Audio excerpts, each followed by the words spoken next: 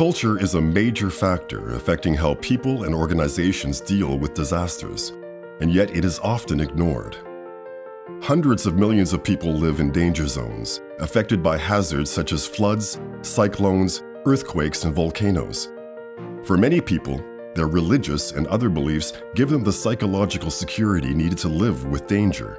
However, their perceptions and attitudes can also increase their vulnerability.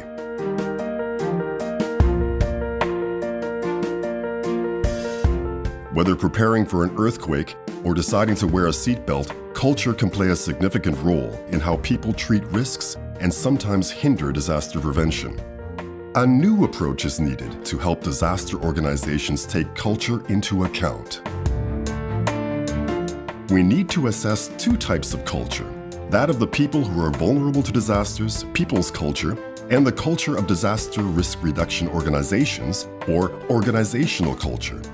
We also need to examine how these two cultures can clash, making risk reduction less effective.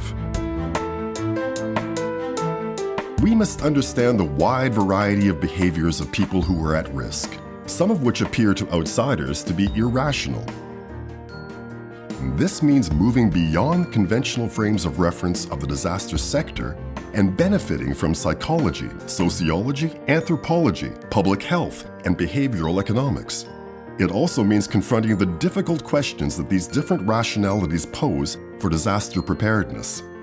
We need a more comprehensive, people-centered approach in order to ensure that future disaster risk reduction interventions are culturally sensitive, more acceptable to local people, and therefore ultimately more effective.